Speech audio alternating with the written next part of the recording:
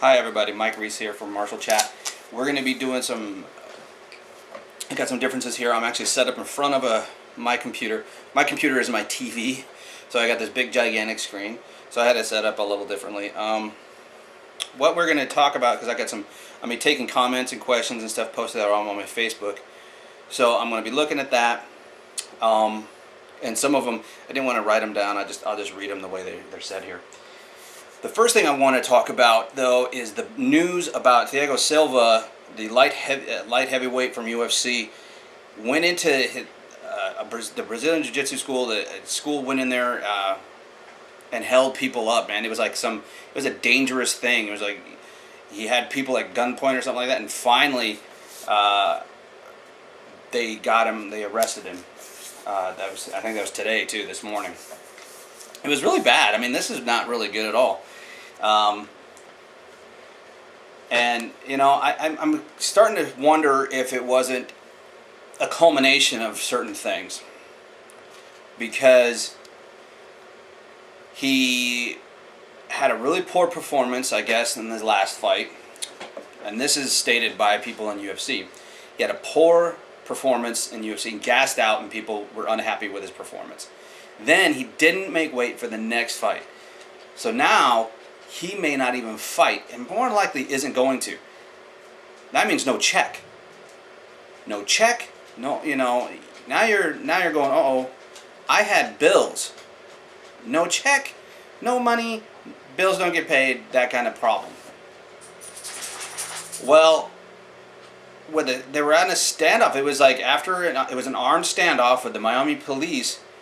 They finally arrested him and took him in. And I heard his comments because they were able to sit there and they like had a video camera and they were like, "Hey, why did you do this?" And he goes, "'Cause she wants my money.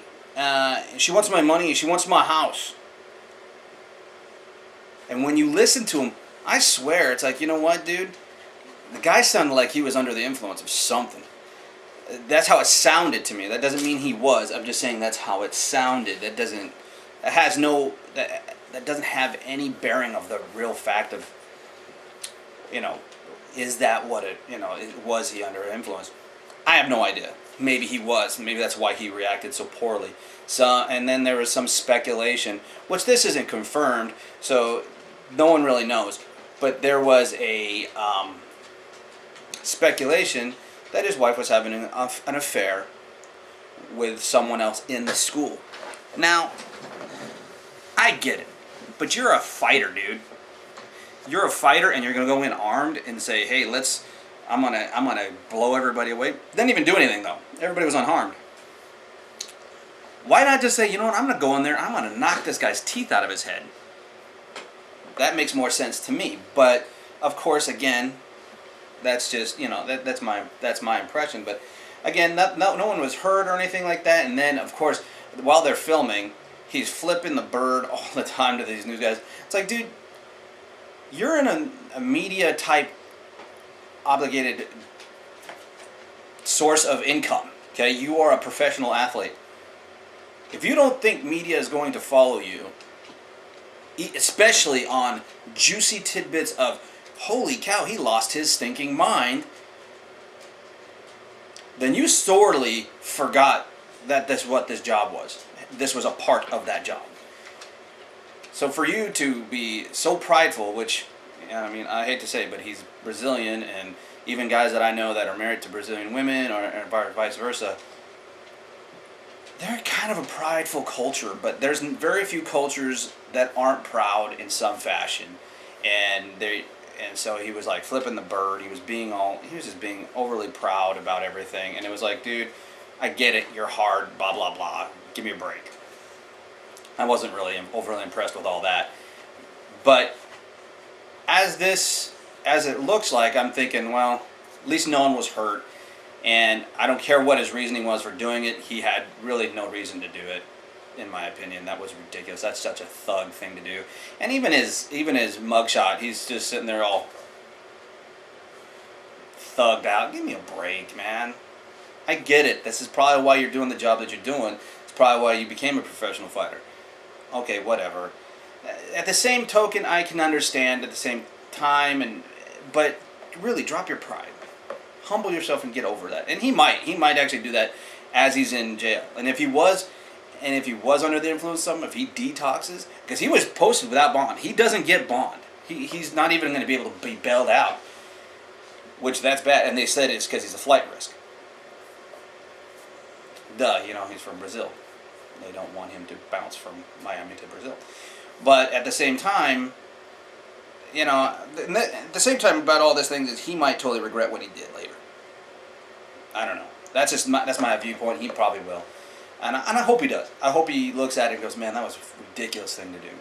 But it sounded like there's like so many circumstances that he just ended up going basically to that point where you psychologically are so spent, emotionally spent, and you just go, oh, this is what's going to happen now. And then even if he heard it was a speculation of this happening, even if it may not be, if he's kind of a suspicious guy or jealous guy as it is, he could have totally done this. And if he was under the influence of anything, he could have totally took this and overreacted. And this may not be the true type of person that he is. I don't know. I really don't know. But I do appreciate the fact that people aren't blasting him yet, mind you. I don't know. I think that'll change. I think people will start going crazy and start going, he did it because of this, he did it because of this, he did it because of this. And I think that's to be expected. I don't know. So, what do you guys think? I mean, I'm going to let you guys also talk about that, so you guys can talk about that on the comments and stuff, because I know some people are going to be talking about this anyway. But the fact of the matter is I think that we shouldn't hold any judgment yet. Don't judge them yet, because you never know what was happening. So I got some comments and stuff, and some things of what I should discuss a little bit today. And the first one I'm going to get into, and it's a friend of mine. It was Eric Harris again. I've talked about him in my last video. He asked me to talk about Frank Dukes, and I said, what is it exactly? Because I got a video about Frank already. I got 2 videos on my channel already. If you want to look them up, you can, and they're out there. It's about what happened in Blood, the true Bloodsport story, that kind of thing. I mean, people, honestly, the Bloodsport movie does him no justice whatsoever. It really does not capture the real things that were happening with Frank at all.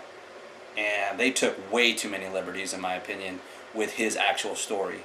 And sadly, that's where everybody starts funneling their information of what he said has happened. And that's not what he said, it's just what they assumed he said, because that's how his life, because that's what they did with his betrayal, I call it betrayal, but portrayal of his life on Bloodsport.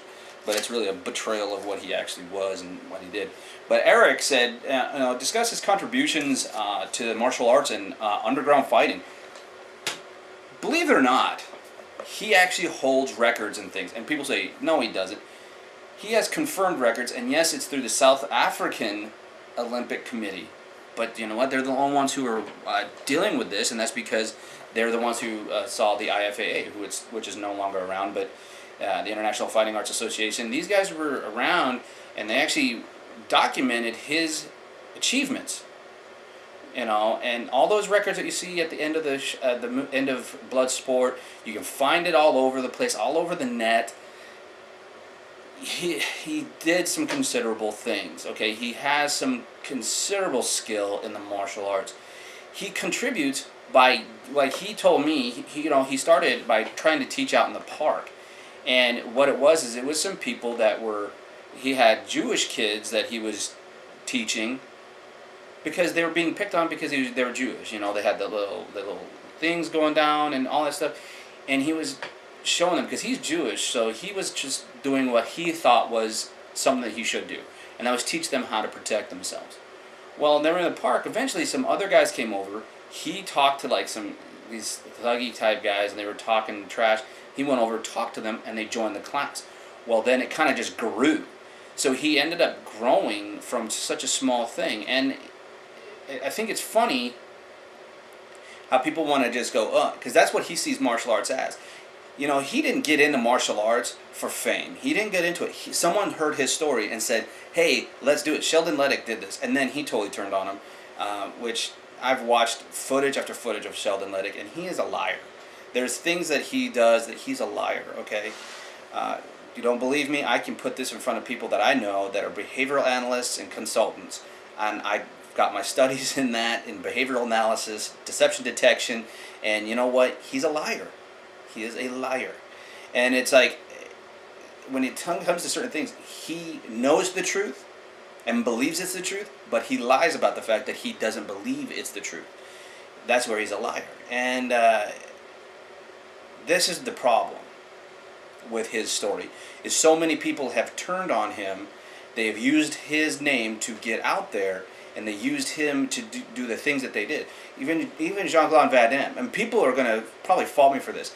Jean-Claude Van Damme came out for what? Bloodsport, Kickboxer. These are the ones that he is known by, Lionheart. These movies, that's who they know him by, okay? These are, you know, and the exceptions that I would say are Time Cop, Hard Target. Those ones he didn't do. But what people don't realize is he was a kickboxer, but then he trained with Frank for like extensively, like 12-hour day trainings for 3 months, training with Frank to know what Duke's Rue was. And then he applies the principles in all of his movies. So that's one thing. He's contributed by getting who? Jean-Claude Van Damme out there. Let's just put that out there. He got Jean-Claude Van Damme out, and now they've got these things going on. Why? And he still loves Jean-Claude. He thinks he's a great guy. He just believes that, unfortunately, the drugs hurt him and it just pulled him away. And I think that's pretty awesome. If someone tried to ruin my name and was completely a tool about it, I wouldn't be like, that poor guy, man. I really love that guy. He has a heart for me, but he has a place in the heart for me, and he just got, he's mixed up. He got messed up with the drugs, and that's sad. It's really sad for him. That's the kind of guy Frank is. And that's another thing. He shows more martial arts type of attitude than I see in many, many schools now. So many people are about making the money, making the flashy looks, trying to get out there and sell their names. Honestly, he's not even trying to sell his name. He's trying to redeem his name. That's the only thing. He made it one way, and so now it's just all about that, and he contributes to things. He's out there as a philanthropist. He's known as this giver. He took on people that were chairbound. He's taken on people who most people would reject. He's taken in, because he doesn't believe anyone. If you want a chance, he will take you in and give you a shot. If you quit, that's on you, but he's not going to give up on you, and he doesn't. And that's how he's unfortunately been betrayed many, many times by people, because he won't give up on you, he'll take you in, and then people stab him in the back, trying to save their own butt or whatever the case might be. And he is respectful enough that if there's something else that he knows is happening in the background that other people don't know, he'll keep his mouth shut, and he'll let people attack him, attack his name, attack things about him. He'll let it happen and let it go. Okay? And just say, okay, that's fine. But then people come out and start doing slander. They start getting with trade libel by saying things that aren't true. And it's honestly, you can look that they don't do any research. Because they don't ask any questions. They don't ask certain people. You know what they do? They go out there and find what other people have said. And then they restate the other stuff that they have said. And they don't even do their look up, or the fact that these guys have lost lawsuits to Frank because he's provided enough evidence to show that these guys have no evidence of what they say. So that alone should clear him many times over. And that's what I'm going to say about Frank. He's contributed by showing a great martial spirit, and he has got people out there like Van Damme. He brought the interest. He actually he helped get Only the Strong. Now, it's not like the most productive movie, wasn't the most making movie, but he brought out Only the Strong, which demonstrated capoeira. It was like the first movie that really showed capoeira. And it was like, oh, whoa. And it's because he saw a capoeira fighter in his underground fighting days. Whoa. people are now talking trash about the fact that there's no fight footage out there. And you can't really tell if that's his fight footage, blah, blah, blah, blah, blah, that's on there. Do your research. Ask around. It's his fight footage on YouTube, okay? And yes, he levels people, and I've even shown it to people that were, they didn't know if they wanted to believe, and they watched it and they said, dude, that guy can kick total butt. And the more that you show me and the more that I see, the more I'm convinced that this guy is not just the real deal, but he is solid. And that's what they've done. And they've looked at it, and I haven't asked Frank about that fight, but I said, what is that? Is that one day? He said, that's only one day. That wasn't even the full tournament. That was one day of a tournament. And if you notice, he goes through different people. He fights several people. Okay? And that's the whole thing. And that's what's funny, because if people really want to know what it was like for the actual kumite that he was in, the fights that you see happening in Lionheart are more, they're more to the end of what he had to do. That was the kind of fight scenes, like the fight scene in Lionheart where he was in the pool. That's a true story, true-esque type story, and that kind of a thing. I mean, you deal with these kind of things, and people don't realize that this is the kind of stuff that he did have to deal with. This is the kind of fighting that went on. He was bare-knuckle fighting, okay? So underground fighting. He did underground fight. Is there underground fights? And this is something that I know a lot of people have a hard time believing. Is there underground fights? Absolutely. There are no-hold-barred underground fights. And yes, they're in Chicago, and yes, they're all over the place. Why aren't you? Because you haven't been invited. Or you just don't know the right people to put you in it. And honestly, it's not like some glorious thing that you want to be a part of all the time either. It's not like you're going to go in there and make a bunch of buku money. You're not. You're just going in there to test your skill, because you're not going to win a lot of money. That's just plain and simple truth. You're going to go and see if you're any good, and if you're any good, you'll rise up in the ranks, and they'll make it like, ooh. But then your problem is, then you're also dealing with a criminal element, so you might end up having all sorts of other back issues that deals with that side of things. It's not a pretty life. It's not a pretty thing to deal with. It really is not something that you want to go, oh, hey, let's all do this. The best thing I could say is, the best kind of competition, that's why I was excited for UFC, because it was like, you didn't have to deal with that other side of element. This was now sanctioned fights in the middle of a cage. Wow. Now, that was cool. And that all changed. But I think that's going to be subject for another one later on. So that's all I can say about that. And the underground fights, they are real. His fights were real. People need to go past what they think they know. And just because people aren't on YouTube all day long, throwing out videos, or going and putting things on the internet everywhere, that doesn't necessarily mean they're bad, or they're not any good, or they're liars. They might just be incredibly private about what they do. Okay? It's that simple. It's that freaking simple. And I usually tell people, the baddest people on the planet are not the people I believe that you see. These are not the ones that you know of ultimately. Are they really good? Yes, they're probably very high-end when it comes to skill sets. But I would not put them up as the most dangerous individuals. The most dangerous people I've ever met were people that you never knew what they could do. And once you saw them in action, you went, I will never mess with that person, ever, ever, ever, because they're going to hurt you. They don't have to showcase their stuff, because they already know they're tough. They already know they're bad. They don't need people to go around looking at them and have them sign on. They don't care about any of that garbage. They just like to fight. And some of them don't even like to fight. They're just really, really good at it. So, underground fights, that's all I got to say about underground fighting and Frank's fights. There really is going to be more stuff. I mean, if you guys want to, trust me, there's going to be plenty of stuff out there about him. I could try to talk more about it, but really I've got a lot of stuff out there already about him. There's a lot of information out there about Frank. Just look it up, really.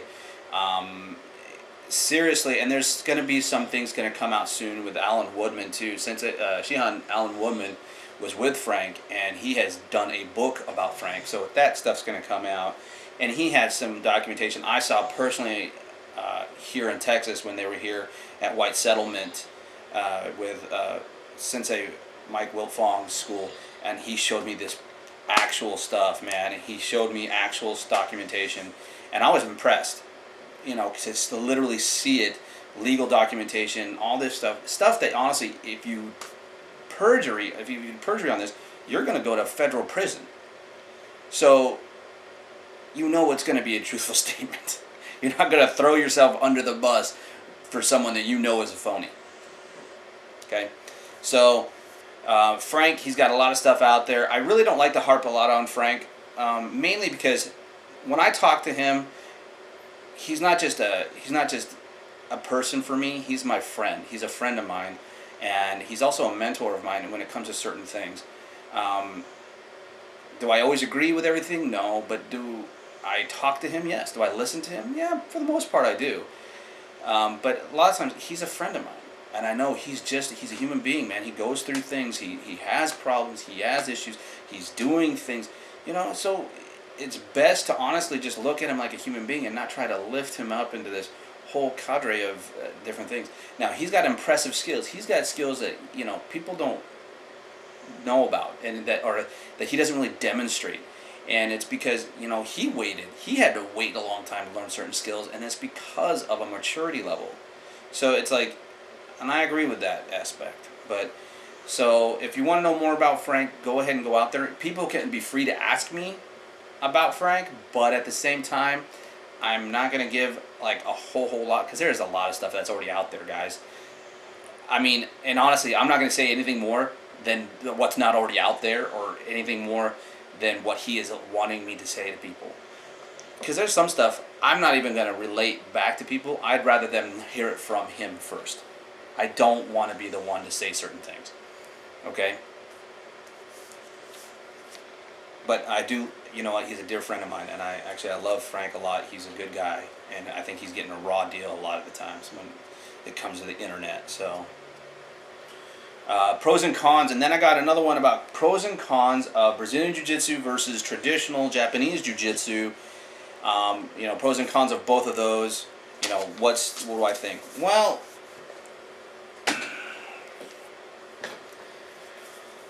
let's just put it this way. Brazilian Jiu-Jitsu, its foundation is Jiu-Jitsu, okay? It's Judo and Jiu-Jitsu. So, to say, what's the difference? The biggest difference is there is a more of an emphasis on more all-around combat with traditional Jiu-Jitsu. And I mean old-school Jiu-Jitsu, not the stuff that you're going to get in some of these schools that's watered down, and it's like half-hearted garbage that you get. Nothing compared to even Brazilian Jiu-Jitsu. Now, don't get me wrong, okay? I'm gonna make a statement here that I don't want people to think that I'm this jacked up. Brazilian Jiu-Jitsu, it does have a great element to it, and there's even some good stuff. If you look at their street defense stuff, it really is pretty good stuff. I mean, I'm not gonna even cloud that up. Gracie Jiu-Jitsu has a great, or Brazilian Jiu-Jitsu has a great curriculum. They really do. However, they have doctored it to the point where it is primarily for Jiu-Jitsu tournaments and MMA tournaments, not for street fighting. The fact that they have put it into military-type combatives is almost ridiculously foolish, to the point that you are obviously going to want your men to die on the ground constantly. It's stupid. I do not agree with that thing going into combat. I think if you're going to do that, you need to redo the whole curriculum, but then you would be going back into what traditional Jiu-Jitsu looks like. So let's face, like I said, the first facts are Jiu-Jitsu came from Judo and Jiu-Jitsu, from Japanese guys who went there and taught him how to fight. Okay, he knew how to do it, but he adjusted it because he was a smaller guy, and he adjusted it so he could do what he has, and he made it effective. There are some effective things coming out of there. But did you know there was people doing arm locks, triangle chokes, and doing all that stuff before Brazilian Jiu-Jitsu even came out as some popularized thing? And some people didn't even know what Brazilian Jiu-Jitsu was, or Gracie Jiu-Jitsu was. They just knew Jiu-Jitsu, and they knew Jiu-Jitsu was a part of some of the curriculum for hand-to-hand combat with some of the Vietnam veterans. So some of these guys came back from in the 80s. They knew jiu-jitsu. The old school Japanese jiu-jitsu came back, okay? And if they were Rangers, if they were special forces of any kind, they had specialized training.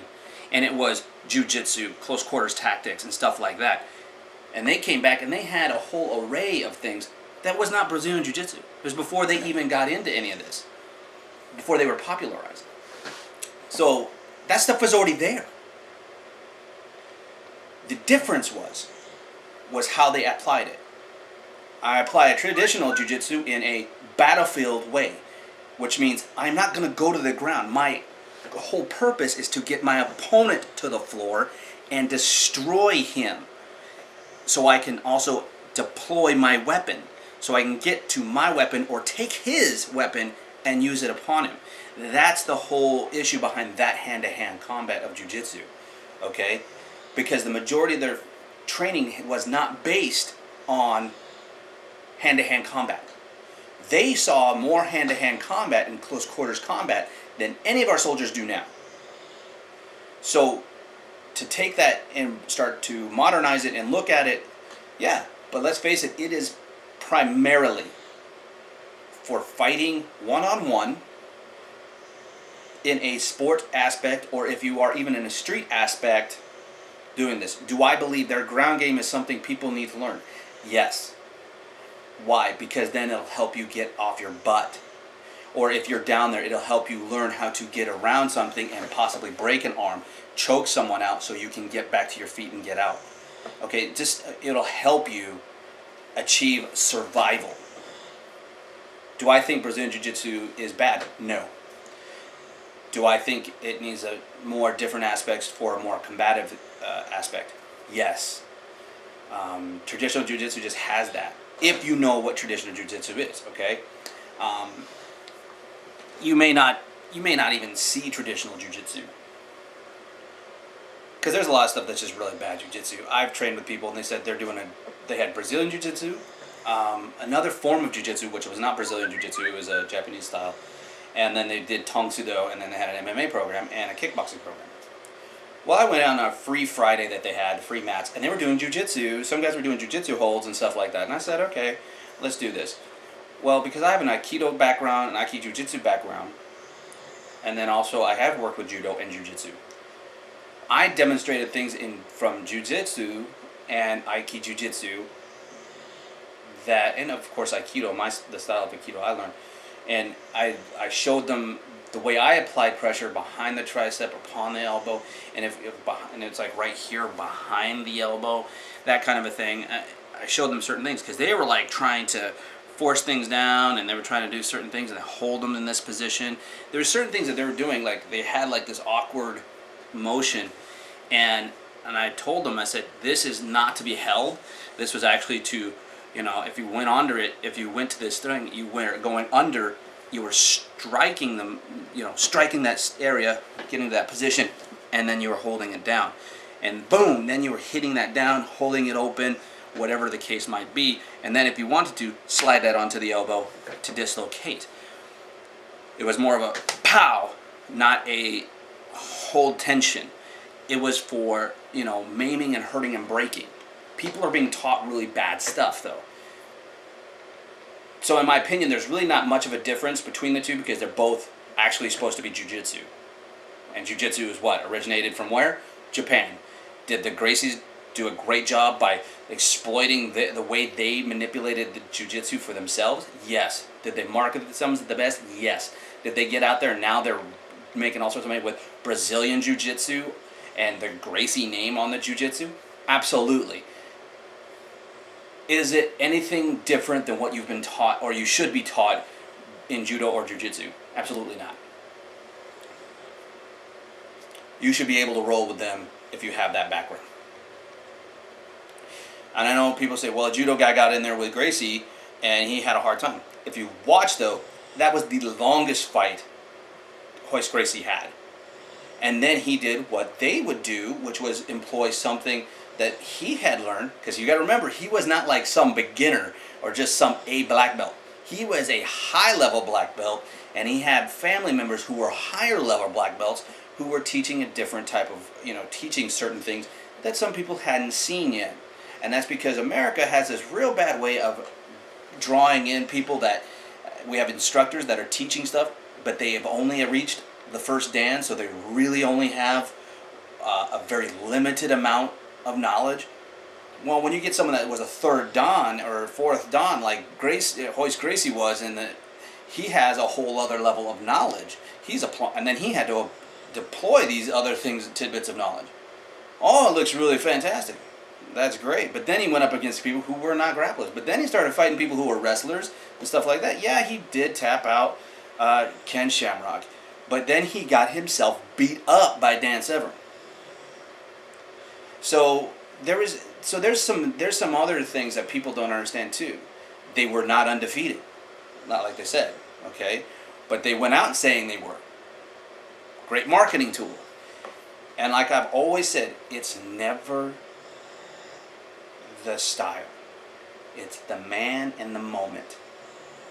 But I believe that showed everybody, if you don't know how to grapple, you're going to have a very weak, you're going to have not a very incomplete and weakened system. And I totally agree with that. But there were other people showing grappling and stuff like that in this fashion before the Gracies did. They just didn't publicize it as big and as great as that.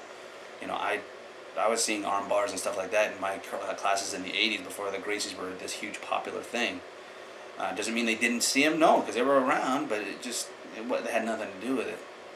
Okay, so let's leave it there. The jiu-jitsu is jiu-jitsu. It doesn't matter if you put Japanese or Brazilian in front of it. It still originated from there. It was just their own spin on it, and now it's become more for sport, not for combat, where traditional jiu-jitsu is for combat.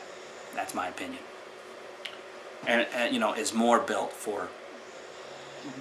more primarily for battlefield type contests and hand-to-hand. Would you still need to tweak them? Yes.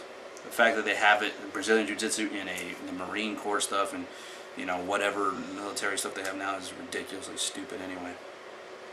I just don't think he's done. I don't think he's very intelligent. But anyways, moving on. The next comment that I have, I'm going to go ahead and read it from here though. It's on my Facebook. It's from Glenn Hardman, and this is a guy that I know. He's fantastic.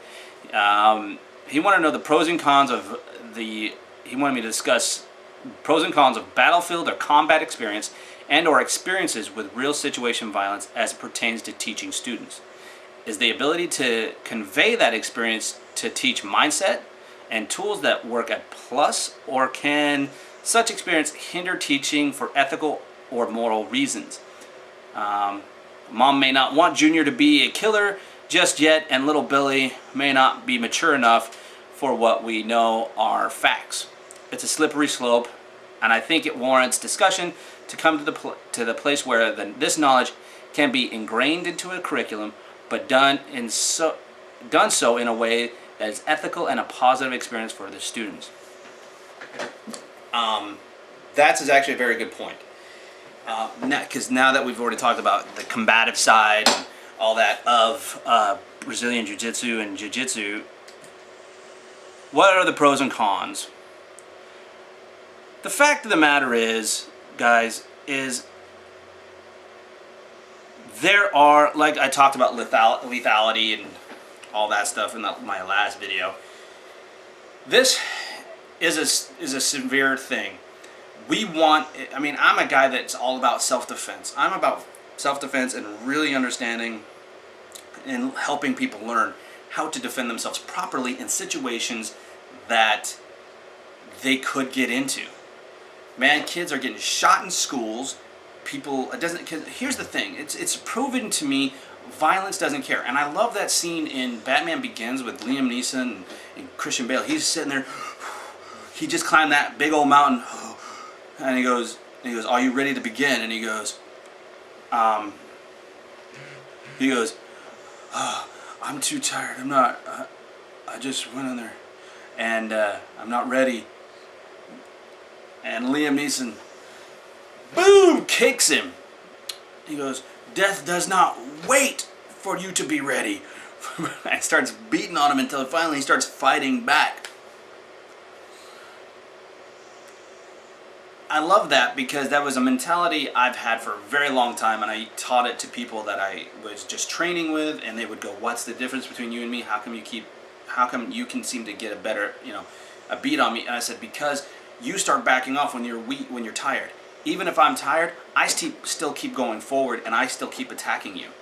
And it's because you're not ready for me." And I've ingrained it in my son and myself. Doesn't matter. It does not matter what level of belt you have. It does not matter where you come from. It doesn't matter what side of the tracks you've lived on. It doesn't matter any of that stuff. Nothing matters when it comes to violence and death. It doesn't matter who you are, what kind of money you have, don't have, influence you have, the things that you know. It doesn't matter. If you are not teaching your students at the bare basic level how to defend themselves properly, and that day, you are failing your students in self-defense. That sounds really, really harsh, and I understand that. I was reading the Krav Maga for fitness, self-defense and fitness, and by David Kahn. This guy is brilliant. One, he's great, and I've watched some videos that they had on him too recently on YouTube.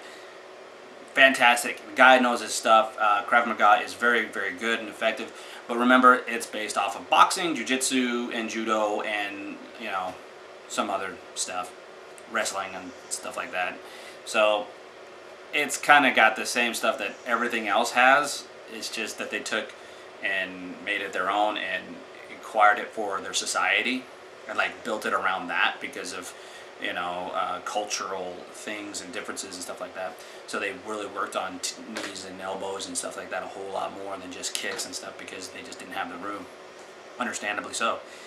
Crowding and room and space. In the Middle East, it's different than over here in the big far West.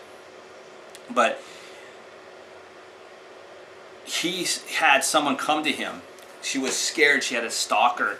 She came to him and said, "I don't know. I'm afraid. I got a stalker, and I don't have time really to wait. I don't know what's going to happen." And he goes, "You know what? I'm going to give you 5 minutes. Come in here, and in 5 minutes, I'm going to send you home with something." 5 minutes. People are going to say, "That's ridiculous. That doesn't happen." He took 5 minutes, worked with her. She left. She was attacked. She took that 5 minutes of whatever he taught her.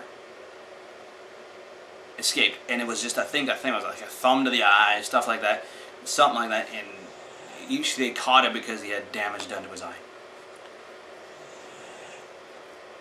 So here's the biggest thing.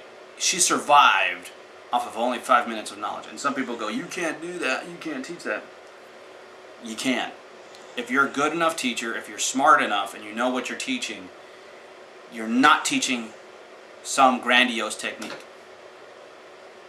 You're saying it doesn't matter if this guy attacks you this way, this way, this way, this way. If you do this, if you do, this motion here and do something that I can tell my students, and this is how you should start it off, because honestly, this is how they teach elite special forces guys when it comes to hand-to-hand, or even just how to get into certain things. They teach you by targeting first. They don't care about, hey, take your fingers, put it in your eye, come up with a nice leopard paw fist, and then you strike with a vertical fist. No one cares about that crap. They say, okay, take out his eyes. And people automatically go, okay, take out his eyes. Oh, some people go, okay, take out his eyes. Who knows? Some people might go, throw dust up in the face. Oh, there, takes out his eyes. Oh, okay. Take out his throat, take out his neck. Oh, okay. I'll punch him in his neck. I'll uppercut that neck. I'm gonna hit him in the throat. I'm gonna do. You're gonna find all these different ways of how people are gonna hit you or take out these targets. If you teach someone targeting, these are vulnerable areas. Boom, boom, boom, boom, boom. Real quick, showing, hey, these are the targets. I want you to attack those. Whatever they do for a few minutes. And at the same time, mentality. It's harder to break down that mindset, but if she's already coming to you, she's already ready to fight back. So then you have to say, okay, if you're ready to fight back, it is time to fight back. If I come after you, wah, you're just going to have to attack whatever is given to you. If the guy's eyes are in there, attack his eyes. If his throat's available, attack his throat. If his groin's available, you attack that groin. If his knee's available, smash that knee. I don't care how you do it. I don't care if you have to pick up a brick that's on the sidewalk. I don't care if you have to grab a rock and pound him in his head. I don't care what way you do it. I don't care how it gets there. I want you to attack the targets presented. That's the fastest way you're going to teach people how to basically destroy somebody. Is show them targets first and just say, get there. And just say, you get there. And then they apply whatever way they would get into hitting these targets. That way they know, I know how to get to this. All I have to do is this, because that's what I've done. That's how I think. Oh, I see his eyes. I'm going to claw his face. And as he turns his head, I'm going to hit him in his neck. That's how it works. What's brilliant about that is also that's a great thing about, I'll bring that back to Frank Dukes. The way he teaches, that's one of the things that he sets up. He sets up all that stuff in that order. And he says it's because it's a battlefield plan. You take away the information, you take away their sight, you take away all that stuff. Take away the lines of defense, you take away their breathing, you take away everything that would take away sight, you take away the breathing, you take away their foundation, you take away all the stuff that is going, that you take away things that they need. Now, there are more complex targets that you can do, but in a few minutes I can show eyes, throat. You can go eyes, nose, throat, groin, knees, ankles, if you want to go that far, and feet. Why? Small bones works. Okay. Trust me. You say smash my foot with your, smash my small bones with my foot. The first thing people are going to do is stomp your foot. They're not going to go, maybe I'll get down there with my elbow. Maybe I'll do an ankle lock. Smash my ankle. First thing people are going to do is try to kick your ankle. Not going to take you down into some sort of ankle hook, some sort of knee bar. They're just not going to do that kind of stuff. And the reason why it's better for you to learn targeting is that way. Now, as this goes into pros and cons. Pros is, you know this as a battlefield person. If you've been in combat and you've had some sort of reasoning behind, this is what you know. And trust me, you will teach people, hey, this is what, attack these targets. I don't care if it affects them completely. You're looking for their body to react to you going towards it. If I go towards your eyes real fast, trust me, they're going to move their head back. And if they move their head back, if they tuck in their chin, this is not exposed, but this is. So that means if you go here, bang, I hit you in your chin, I'm going to either get a knockout or I'm going to lay you flat back. Or I'm going to palm that face right there. It doesn't matter how I'm doing it, but trust me, if you go for their eyes, they're going to move what you're going for, and it exposes these beautiful targets for you to do what you got to do. Boom, and then you work it. You don't have to get it complex. One thing that combat people who've already had experiences in battlefields or just in combat alone, some sort of street situation. I'm not talking about street fights. I'm not talking about you've had some sort of scuffle with a guy and you were able to go, oh, boom, oh, and he laid out because he was drunk. To me, that's not even really a fight anymore. I'm talking about surviving, real fighting for your life type situations. And you've come away from it, and when you do, you come away from it knowing, okay, this is where martial arts kind of fails me. And it's not martial arts, it's a matter of how they teach. But I agree with the comment about the fact that some people aren't willing to do this. And if you're teaching children, one thing I did as my curriculum, this is where I'm going to go with it, because the pros and cons for it. The pros is you help them understand that violence isn't the answer. But when it is the answer, it's the only answer. That means you have no other alternative. There is no other way out of this. You have to fight back. However, I am not going to teach my children how to do gun disarms. I am going to teach them how to cover, conceal, and blockade. And that means they're going to learn how to get out of the way, learn to get away from danger, so evade, and they're going to cover, which means they're going to get under something, get in behind something, and conceal themselves so they're hidden from something, and blockade themselves. So that means they're going to be in a safe area where it's blocked off that no one can get to them. Those are essentials for kids who are trying to defeat that kind of situation. Because doing some complex thing for a kid, it probably isn't going to work very well for you. So it's a matter of what can you bring to the table with your experience. Not so much, hey, if that kid gives you a hard time, you hit him in his throat, trust me, he ain't going to worry about it no more. Let their Uncle Joey teach them that, you know what I mean? Let the uncle that was in jail come out and say, hey man, you really want to know how to mess someone up, don't worry about that. Let that guy teach them that. As responsible instructors that know combat, we understand, hey man, that kid starts messing with you, give him a solid punch. You know, we're here to set them up to help fight the things that they are going to be the most brought into. That means little kids are not going to have these huge issues with it's really, actually, it's kind of hard to say anymore because there's so many factors anymore. You don't know. But you still got to teach them techniques on how to deal with bullies, how to deal with larger attackers, the older ones, how to avoid situations more than anything else, how to see things, man. Keep the games of awareness open. But that's how we know as good instructors. We know that the real thing that saves lives is awareness, alertness, understanding that kind of stuff. That's what we also bring to the table. Do I think that we hinder? No, I don't. I think we bring a level of truth that some people are unwilling to hear, though.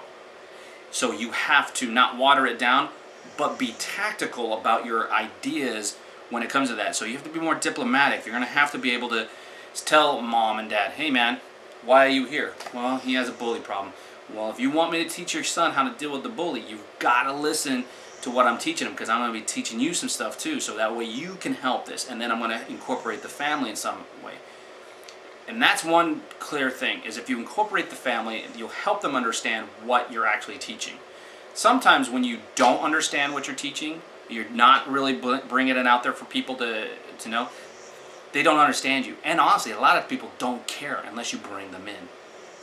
So the best thing to do, in my opinion, is just go off your experience, but say, where is it relevant for this age? This age to this age, where's the relevancy? Okay, well then, what's this age to this age? There's a little more relevance to this. You know, and start looking up statistics. I mean, I think you just have to be more educated. As an instructor, you need to be educated, you need to be researched, you need to know what you're gonna be doing.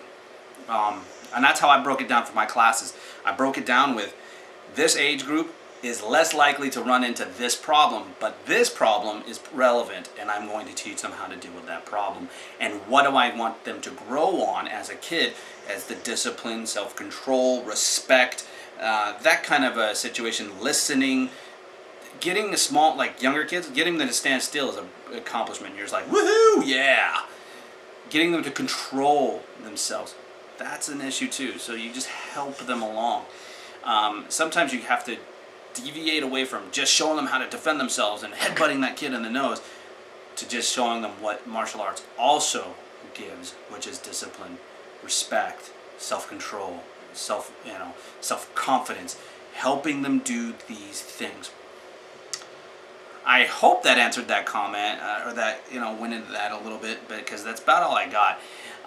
Thank you guys. Continued with the comments, and like I said, email me.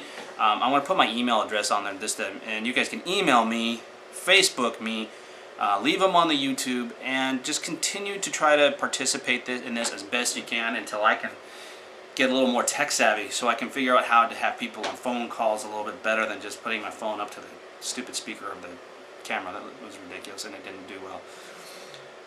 And then it didn't go over somehow, some way. So please keep participating as best that you can. I'm gonna do the best I can to answer questions. But if you want to do comments on there, that'd be great. I mean, I'd love for one day to be able to do a live feed and see a chat board going on and tell everybody, hey man, get on that chat board. I want to see what everybody has to say. So that way I can address certain things. So until the next time though, I'm not going to be able to do anything tomorrow. Tomorrow me and Nikki are going to be going to the Dallas Sci-Fi Expo.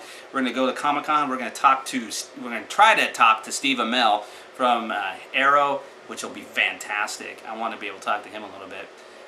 But who knows, and if I get a chance, if I get to do a quick video off my phone, maybe I'll download it and send everybody to that and see what we can do. But I don't know, that's pretty far-fetched, but we'll see.